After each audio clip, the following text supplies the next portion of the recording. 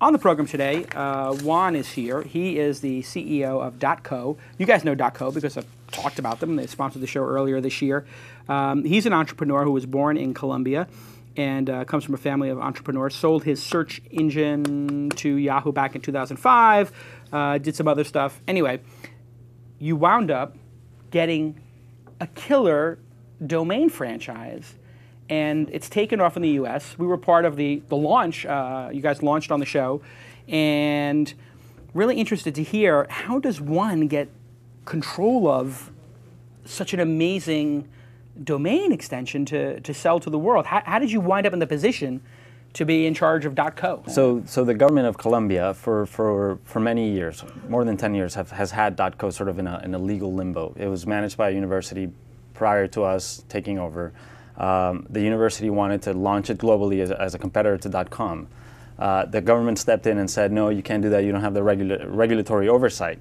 Right. And they launched this whole long consultation period with the international community, with the local community. It was a pretty messy situation. Finally, it resulted in an RFP. Request for proposal. A request for proposal. We participated in the request for proposal against major companies like VeriSign, who manages .com. Yeah.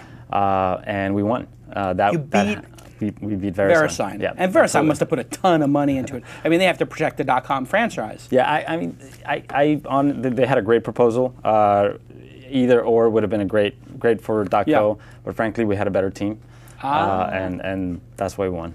And probably the fact that, you're from the region and you know it and you've been an entrepreneur and you've built companies, Spanish language companies before, that had to help, that they thought, hey, this person's going to... I think we had a passion, that entrepreneurial passion that our competitors didn't have. Let's leave it at that. Yeah. You've been watching This Week in Startups. To watch the full episode, click here.